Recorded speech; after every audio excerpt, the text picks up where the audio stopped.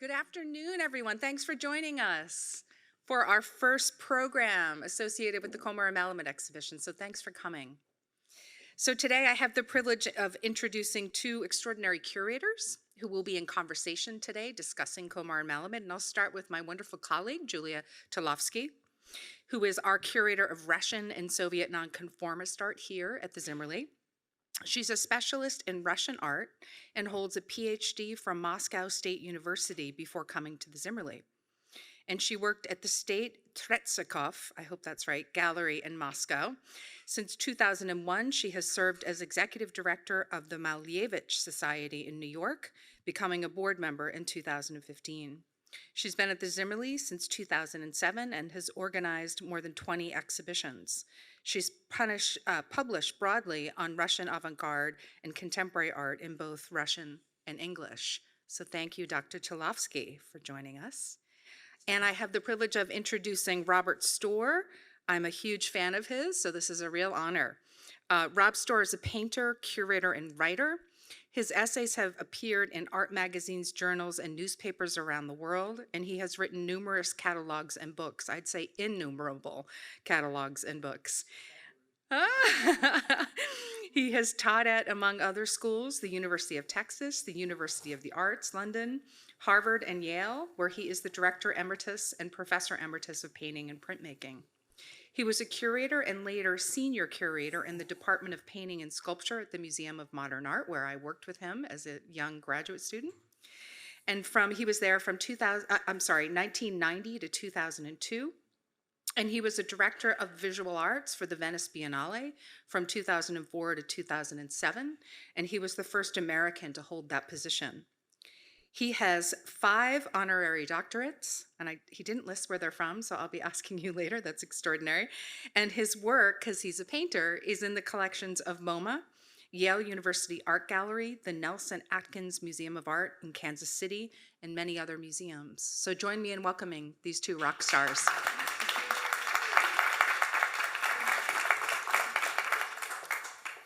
This is Julia's show, so I'm going to sit here and try and play ping pong with her. Well, thank you very much all for coming, for joining us today for this two-day celebration of the exhibition Komar and Melamid, A Lesson in History. And thank you very much, Rob, to join us to have this conversation about the extraordinary work. And also, Rob contributed a marvelous article to the catalog of the exhibition. And to begin, I would like to ask, a bit of a general question. Do you remember how you first saw Komar and Melamid and what interested you in their work? Well, first of all, I had a background in being an importer of Russian books to the United States for distribution in universities and so on and so forth, so that I had some Russian language. I have none left. But so I had that awareness of the old Soviet Union in the late Brezhnev days. And then when I came to New York, I was in the mix with a lot of people. And I saw a show at Feldman's. I don't know what got me there, but some kind of spirit entranced me and got me there. And then I began to sort of connect my previous work experience with my current looking experience. And then it just grew. And I want to thank you for giving me a chance to write about them, because I had missed it up until then. So it was a real chance to go back and look at all of that stuff again. Oh, and you visited one of the the first shows in Feldman? First or second show, yeah. I can't remember for sure. Yeah, so they had the shows here in Feldman even before they immigrated from the Soviet Union. Yeah. So it was 76 and 77, yeah, as far as I remember. Yes. Yeah.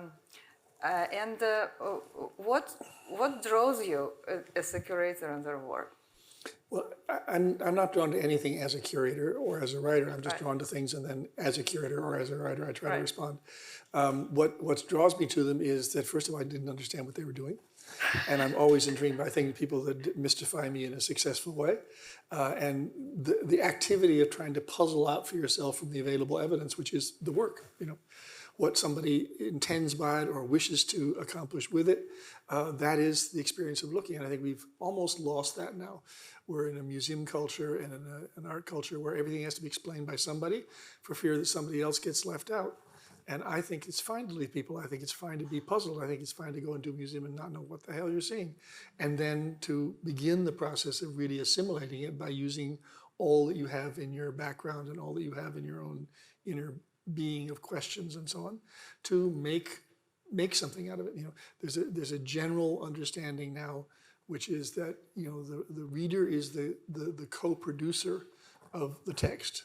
And this comes from Mikhail Bakhtin, by the way, so it comes from a Russian source, a good one. And you know, the idea that the reader is also a creator, that the writer is a creator who provides a pretext for the reader, and that then they enter into dialogue. And I think Komar and Melamid are a perfect example of that. First of all, their work is a production of dialogue. It says here somewhere on the walls, and by the way, to your credit, you've used wall text this way very, very intelligently, because they don't hammer home a single point. They open up a series of perspectives, and that's really good. And they open up a series of perspectives from voices that have left us, publications that no longer exist, and so on. So it gives a little bit of the history, too, just in the display. But in any case, the idea that basically what Komar and Melamid do, and they say somewhere, we don't make work, we have conversations. Yes. And that is a really important thing, because all art of value is a conversation of the artist or writer with different parts of him or herself, of that construct with the public, of members of the public with each other, and so on. So I think that that's what is really exciting about this work, is that it is a prime example of where there is no pre-digested interpretation, there is no party line in the work of the artist or the artists together, and you just have to make of it the best you can. And if you can't, then you're really in trouble, because that means you have no imagination at all. Great, I love this interpretation. But also that brings us to the conversation about, you know, also related to their history. They started in the Soviet Union, where they have one context and one audience whom they addressed. And if you draw your viewer to be kind of your co-creator in a way of the meaning of your work, then it was completely a different context than what they found here and in America. And so I wanted to ask you, how is it when they came to America, and the work was probably not that comprehensive for Americans, and yet it was a raving success. They had articles about them published in New York Times and even Playboy as early as 1974. What is it? Well, in the mid-'70s in this country, there was a lot of interest in the underground culture of Russia. And Brodsky and other poets were coming out of Russia. Vysotensky was a big friend of the Beats, and so on and so forth. So all of this was going on, and it was in the general conversation among, I won't say educated people, but people who are wide awake. And so the art component was late to come, actually. The writers came first, and then the visual arts. And that had a lot to do with the fact that there weren't that many visual artists able to make work or get work out of the Soviet Union. Materials were scarce. The Italians opted for arte povera. The Russians were stuck with it. You didn't have materials and processes that you could use to make things, and you had no market, basically. Absolutely not. So if you had a market, it was outside of your own country. And I was just talking with Komar, and he said, actually he didn't know how his things got out of Russia. It was better not knowing. If you did know, then you could be trouble for one of the people involved.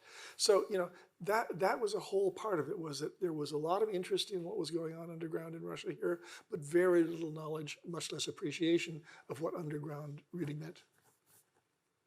Yes, in fact, both Norton Dodge and Ron Feldman, who contributed a great deal to promoting Komar and Melamid art, they both told me that they were fascinated and astonished when in Life Journal in 1960, there was an article called Art That Nobody Sees.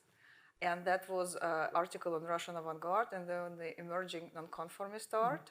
And so they sort of they were very surprised that under this restrictive condition of the Soviet Union, there were people who were doing something, different, something bold, something,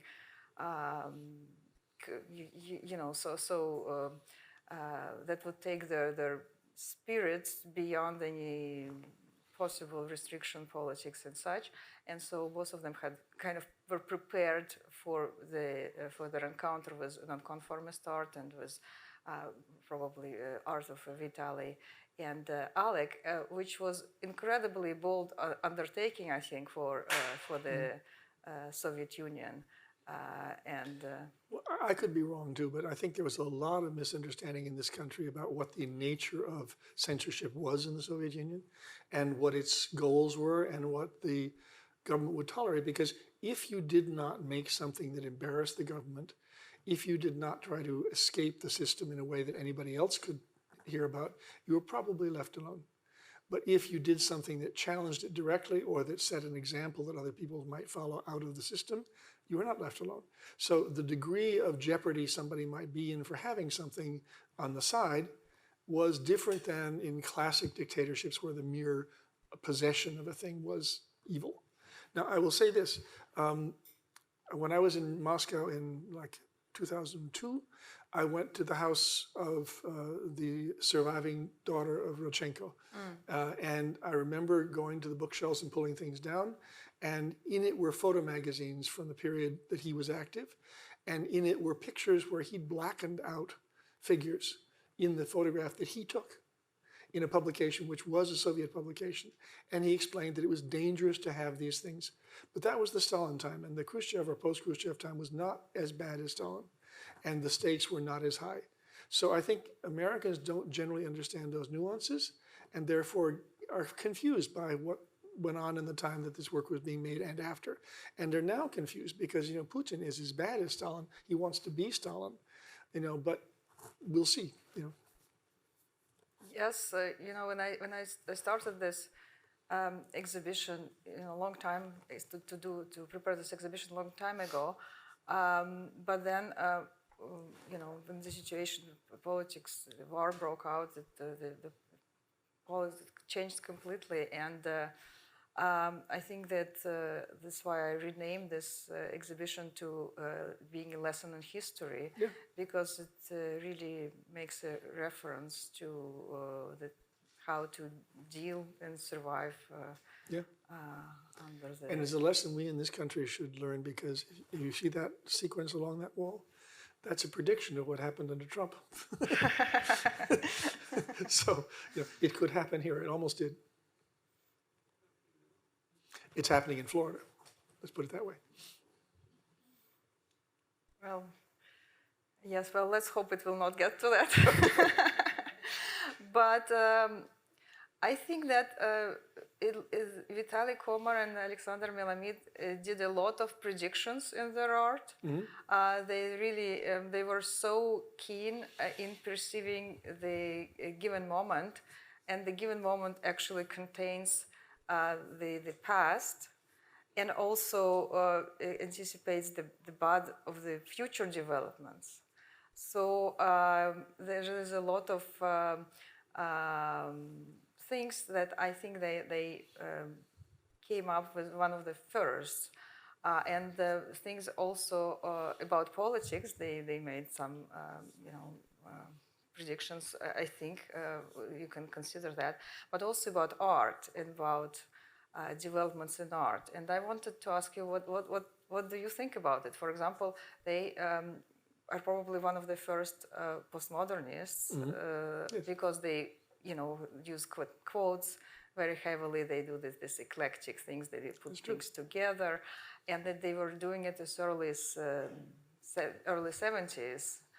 And then they also jokingly addressed topics that are now became sort of a mainstream, such as some ecological issues, artist healing, and all of that. So what would Well, I would say, first of all, the old expression, "prophet without honor in his own country."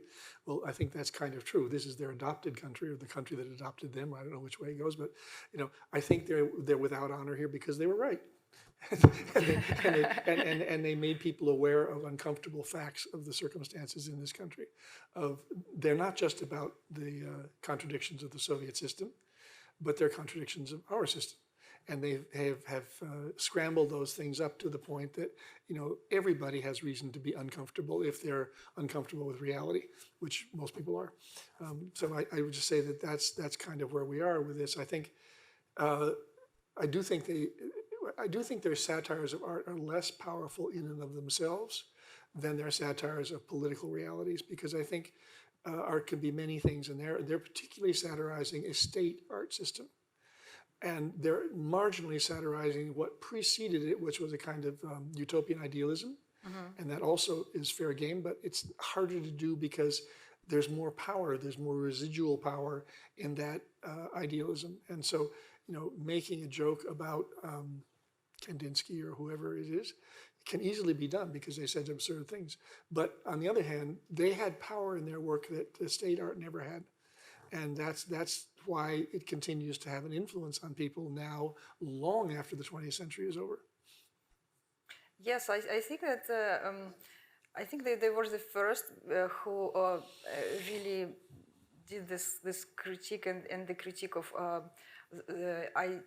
this ideal approach to art in the Soviet Union, because you know, there was. Of course, people were trying to get away from the political agenda, and also in the Soviet Union, all of the stuff that represented the first Russian avant-garde was in the basement at the Tretyakov. You couldn't see it, right? Because the official people understood that it was also a challenge to their power. So you know, the one thing you could see was Soviet socialist realism, which is basically 19th century naturalism with a political agenda. But anything that was other than that, anything that stylistically deviated from that, was very, very, very, very much eschewed and frowned on. And so, in one way, it's interesting that the excavation of those early avant-gardes by American critics who didn't pay much attention to them in the 50s, and who founded a magazine which is, without any irony whatsoever, called October.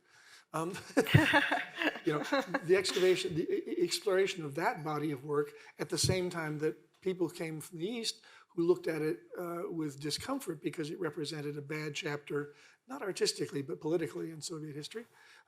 That tension is very pronounced and very strong, and it's worth examining. Yes, absolutely. But Komar and Melamid, I think, mocked the avant-garde too, in their work, circle, square, and triangle.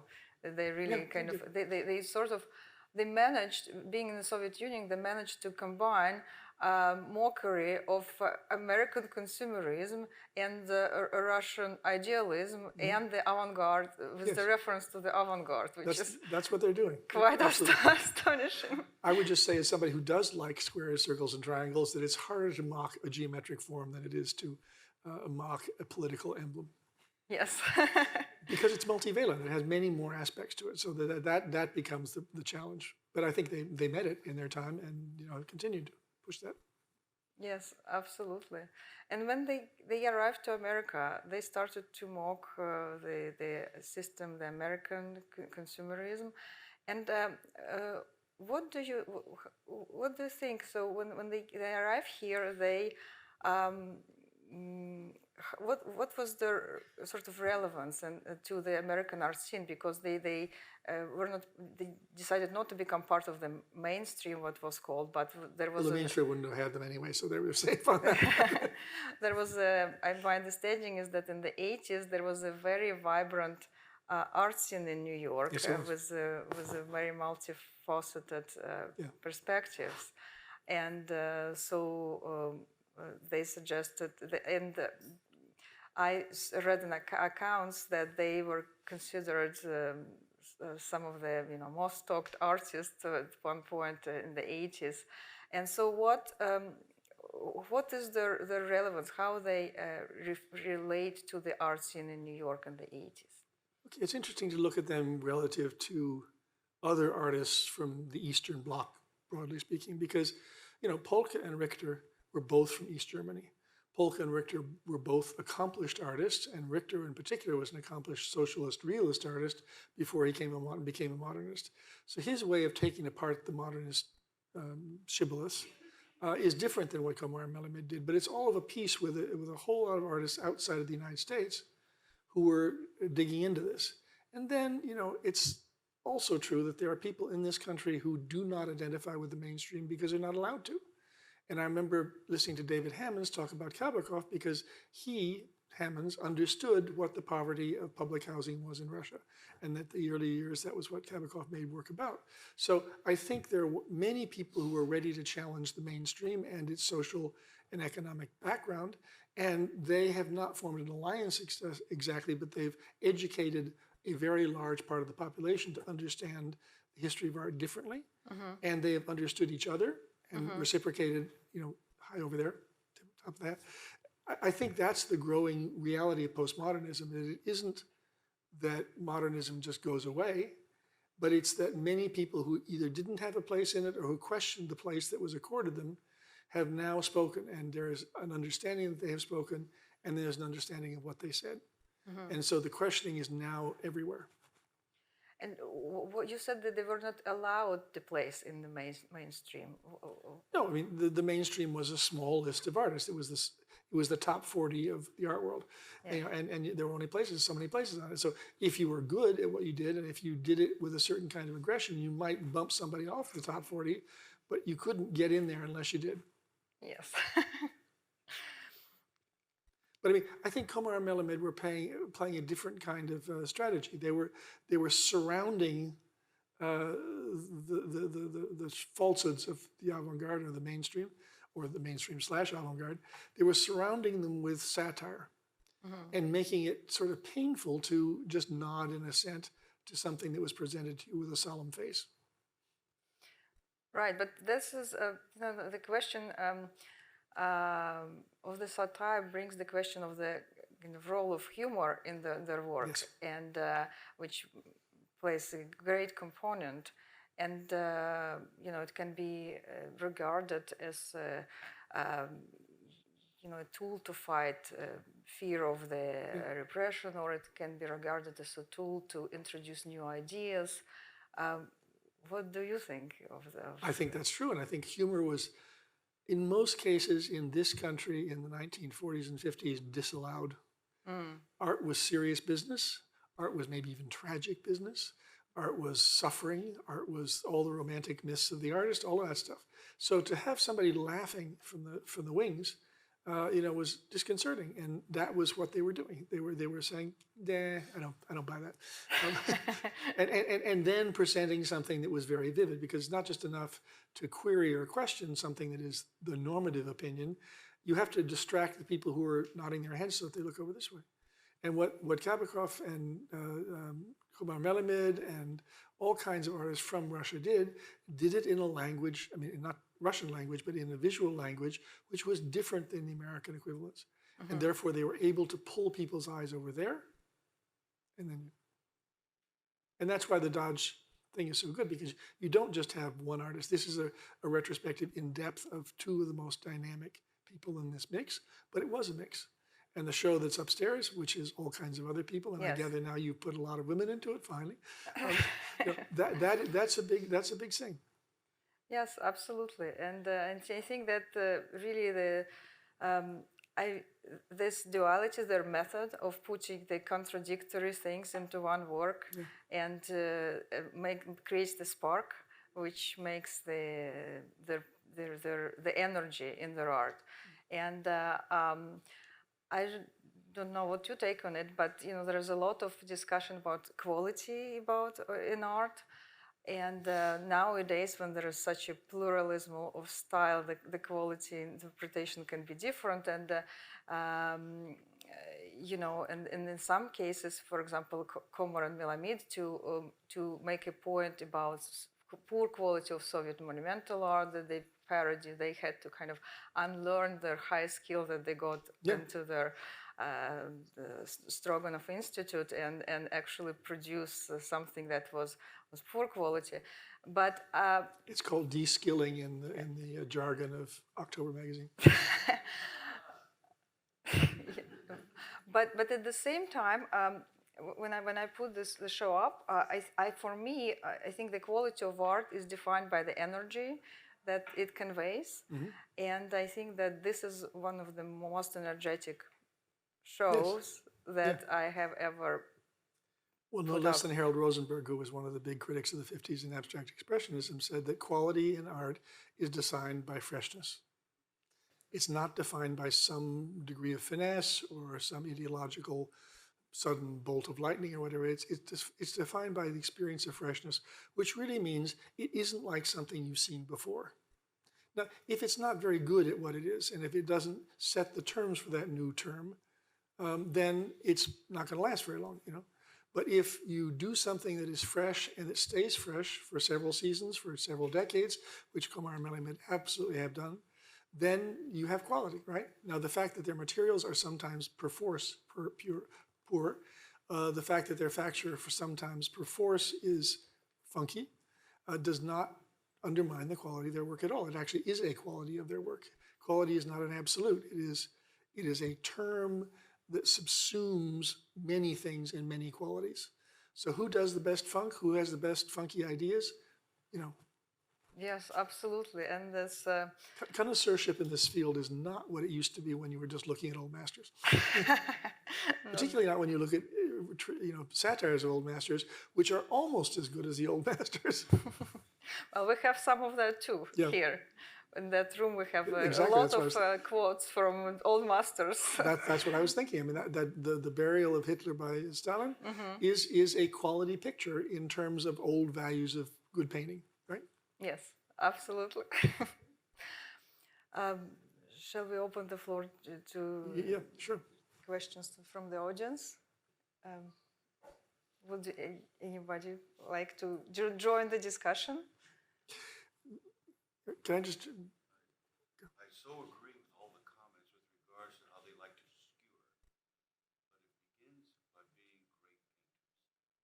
And they do it with pizzazz, they do it with freshness, they do it with technique, but it begins with being a great painter that they both are. And that allows their vehicle for them to skewer like no one else is. Yeah, that's true, but it also, you've just privileged the making over the idea. And one of the things we have to remember is that this is all kind of part of the shift in hierarchies of art from the perceptual to the conceptual. It's not an absolute eclipse of the perceptual, but it no longer is automatic that you have to have a perceptual art that is superior in order of art to justify an idea-based art. So I think, you know, wherever you look in this world now, there are conceptual tendencies or movements in China and South America and so on. And it is often the best art. It is not always the best made art, the well-made art, but it is always the art that has the most challenge, the most lasting effect, and so on and so forth. So I admire the fact that they do have this quality, but I don't think that's a prerequisite. I know people who make things that are really funky, that it's almost as good, not as good, but almost as good. No, I meant was not one superior to the other technique and the skewering. Yeah. They have that ability of having both at such a level. Yeah. Okay, fine. I mean, I do think also there's a tendency to think that art that's about art that is satire, art that has an agenda to, say, skewer something, is not aspirationally high enough to be the best, because aspirationally high art should be idealistic art. And I don't understand why that's true. Why are ideas less valuable than idealism? Yes. And I think that Komar and Melamid achievement in a way was to broaden the agenda of the idealistic art and to kind of mock even the idealistic art and to really make the perspective of the art perception much more kind of diverse. And this is from this comes a lot of things that are very much relevant to the art today. So I think this is one of their great innovations, and this is why a lot of art historians actually struggle with their work, because they were trying to make sense of it from the classic art historical approach, and it doesn't work because it's really kind of the method that they invented. Yes.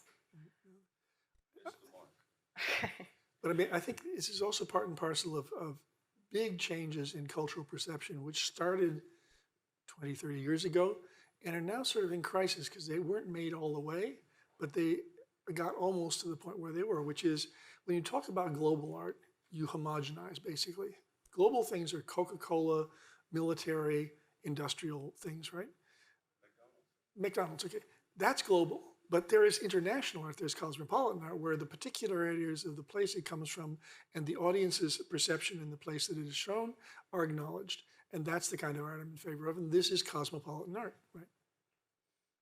It is cosmopolitan art, and it is quite incredible how two guys growing up in the Soviet Union with very limited information about Western art movement produced such cosmopolitan art. Yeah, no, it's true. But there was an enormous network of people sharing the information that they did have. So if a copy of Art Forum somehow slipped through the censors, Yes. it wasn't seen by the person who received it in the mail. It was seen by every friend that that person had. But not only they kind of absorb the ideas from and make their art relevant to them. They introduced a new perspective on them, and they were very bold and to take it even further, as was this in post-art series when they aged the work of Warhol and other postmodernist artists. I mean, I remember visiting Andrei Mastersky in his older apartment, which was in a kind of Khrushchev era, apartment complex, and he had a letter from John Cage in response to something that he had sent John. And the fact that a Russian artist in Moscow living in public housing to all intents and purposes would first of all know of Cage, would second of all have the gumption to contact him, would third of all get through, and would fourth have a response, shows that the system, as much as it was oppressive, as much as it was really an iron curtain, was porous also. And that there was an exchange, and when you hear a voice that sounds familiar and sounds sympathetic from a place that you don't expect it, and if that voice is just a whisper, not a booming voice, but just a whisper, that means something. And artists communicate that way. They communicate across enormous distances because they recognize something in what is being said or how it's being said that they can identify with and that they can maybe get more energy from. Absolutely. Yes?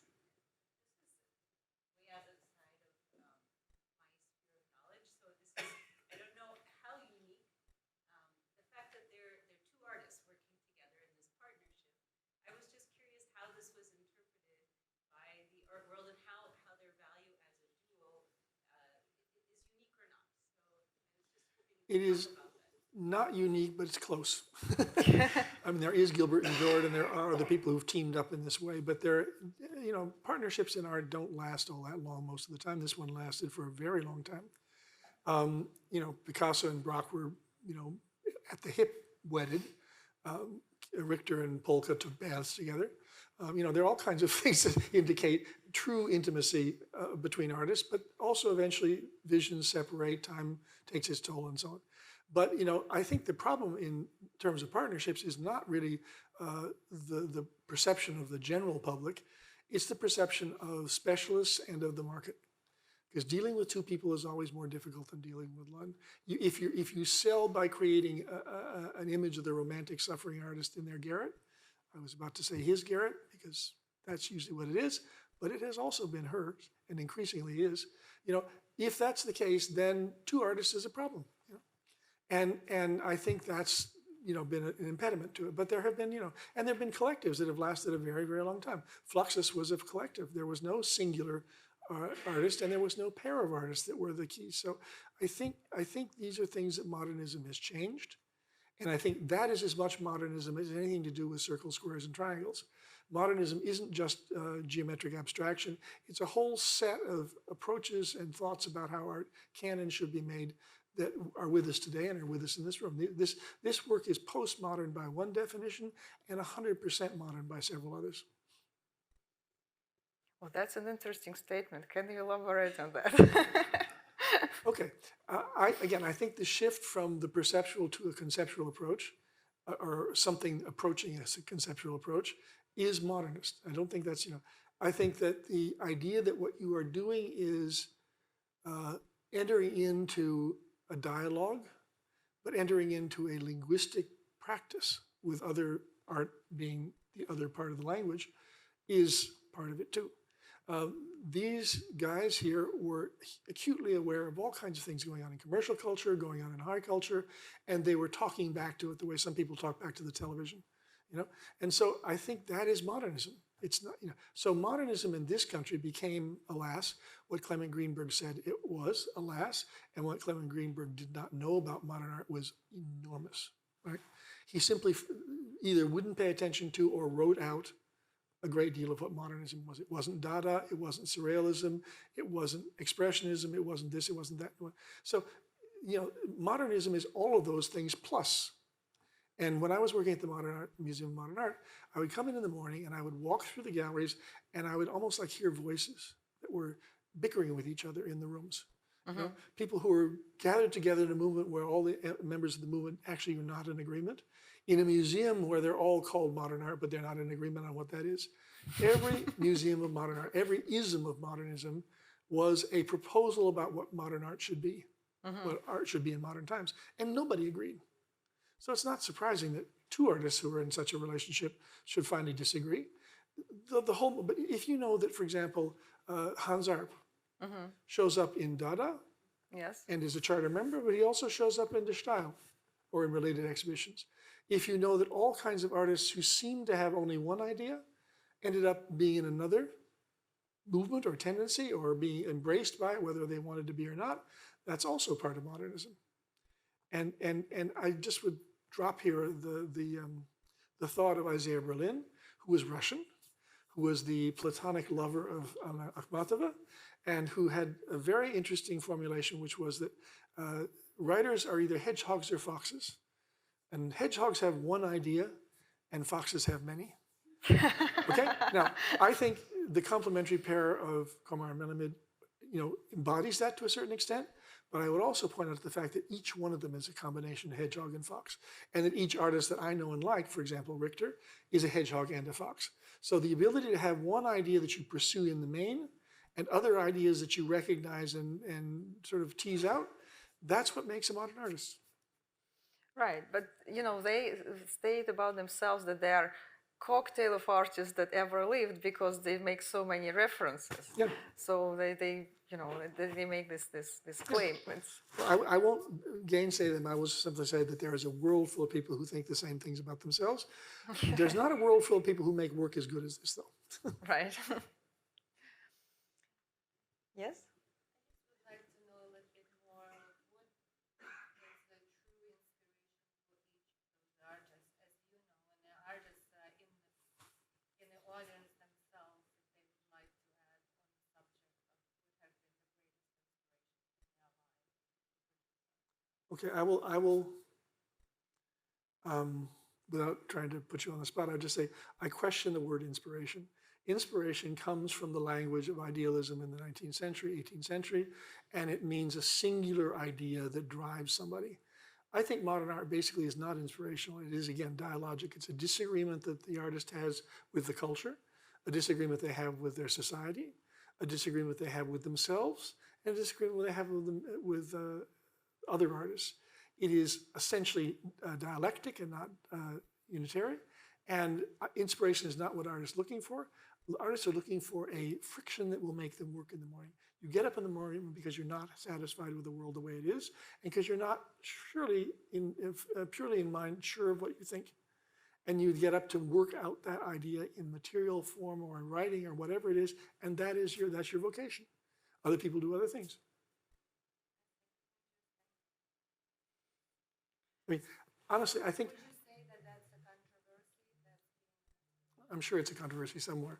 And I'm sure people cling to the idea of inspiration and of the singular artist with a singular vision because it's important for them to maintain that category in their worldview. But if they're told that it is not actually there, that God not only has died but never existed, then they get crazy. And so, You could also say that every single day you can appear with a different. that's true. That's true. I think people are plural. I'm a big Walt Whitmanist. And I think, I am multitudes is what he said, and I think that's true, And I'm multitudes that are not in accord with them. One part is not necessarily in accord with the other part. So I think that is where art happens, in that spaces, in those open spaces of questioning and of supposing and of notions. I mean, there is this term conceptual art, which kind of sort of leans towards the intellectual, rational, cognitive, whatever it is. What about notional art? You have a notion, you act on it. I think actually Komar and Melamid are more in that frame, right? Notional being, you have a notion. No, notion, just a hunch, an idea. And something comes up in your mind and you say, well, Jesus, I wonder what that would look like in real. Let me make it to see what it looks like. Let me see what I think of it once I've made it in the real, and so on. And I think notional art is a category as larger than conceptual, and as valid as conceptual if the notion itself is fruitful. Yeah, for Rob. Rob, is there any sort of body of work by Komar or Melamid that you're particularly drawn to? There's nostalgic socialist realism behind you, there's anarchic synthesis. Is there some body of work by Komar or Melamid that you're particularly, just kind of wowed by? And of course, the entire show, but anything particular you really like? Well, I like a lot of the early things, the sort of fragmentary, what about this, what about that kind of thing, because it is in line with Fluxus-related works of the same period, and I have a soft spot for that. They make me think. They make me still think, even though they're old. And I am very much attracted to the socialist realist things. And I think, what Polka and Richter said was that they were going to make capitalist realist art, which was their definition of pop art, which is to say realistic renditions of a commercial culture. To take socialist realism, and I have, again, having been an importer of Russian books, I was soaked in that stuff for years, not because I believed it, but just because that's what the Soviet Union was publishing, right? And I find that very, very interesting because I can see instantly where Komar and Melamid have taken something out of the general vocabulary and assigned it an entirely different value by including something else in it or by failing to include something in it. So I find that work is very satisfying, and I actually also do like good painting. And maybe I can also ask, we talked about how art of Komar and Melamid was very relevant to the given moment that they produced it. Yeah. And we also talked that nevertheless, this art that was based on the given moment is long-lasting. It has a long-lasting effect. And so what is the relevance of their art today, both in terms of politics and art, in your view? Relevant is a very tricky word. Again, I hate to be so semantic all the time, but it's always got a relevant to what. Okay. Right? Work is not relevant universally. It is not relevant intrinsically. It is relevant to something. And I think, again, these things are now relevant to the age of Trump. That's not how they were made. This was the Reagan era, basically. But they are further illustrations of how it is that this country, became involved in really authoritarian thinking. Right. Right. I think in terms of other things, I think the socialist realist paintings are also something that we could look at with good. There's the one where from behind the mask of Lenin, or from behind the mask of George Washington, is the face of Lenin. How is it that there are senators from the heartland, so to speak, of this country, who are so comfortable with being Russians' dogs, running dog lackeys? How is it that could be, right? And yet we're present. We see the generals sitting at the table with Putin. Why do they like him? It's not because they've become communists, because that was not really the issue back when looking for communists under the bed was an issue, but they were state power people, right? And they like authoritarians. And so did the people in the 50s in this country, and so do they now. And I think that is something that is relevant to consider how we create traitors in our country and how they choose the people to whom they will betray this country. That's worth thinking about. Right. Yes. My take is that Komar and Melamid art, in one of the publications, Vitaly wrote that their consideration of figures of Stalin and Lenin, for example, because they were very important figures in 20th century history, and it's important to kind of reflect on these people, and they are not going to be relevant to the 21st century, hopefully, but here we see that it kind of... I mean, if you look in, I remember going to the, what's the famous hotel? The one where all the Third International people stayed, Metropole. Yes. And there was a gift shop in the Metropole that had bronze statues of Stalin for sale at very high prices. And you weren't allowed to buy them and take them out of the country because they were national, Treasure? treasure. Oh my yeah. goodness. So, and then I went up to the plaza in front of Moscow University, and they had tables with Dzerzhinsky sculptures and with, right there, cheek by jowl with the Alexander Blok sculpture. I mean, it was crazy. Anything Russian, anything that you could identify with the national culture, whether or not it was the cops or whether it was the centers, it was all on the same table. And then I saw one of Hitler, and I thought, this is the bad sign. And when you got Limonov, who is the head of the Bolshevik Party, right? The National Bolshevik Party, who uses the typography or the design formats of Nazi propaganda with a hammer and sickle, look out. Yes, for sure. I think we'll take one more question from the audience, if any, and then yes? Can you offer an interpretation, the part of the dialogue that you would have in your mind for the very last statement with the box? I can't see it from here, so I don't. Oh, this is a big work called Yalta, and again, it's one piece. It's one piece, and the Yalta is the name of the piece is after the Yalta conference, and you can see the figures of Roosevelt, Stalin, and Churchill over there, and that's really, provides very different approaches. You can see that the canvases are very, very differently done, and this is a very good illustration of Komar and Melamid's methods of anarchic synthesis when they put the entire world into the picture. And the Yalta is one of the Yalta conference and one of the major events that shaped the history of the second half of the 20th century and nowadays. So each work is loaded with meanings and references, and really kind of contains the entire world. And I remember a quote again from Alec Melamid, who said that when they had a studio at Canal Street for a long time, and they liked Canal Street because it was so rich in everything, and they sort of made a bit of a mockery to the mainstream, which was very pristine art.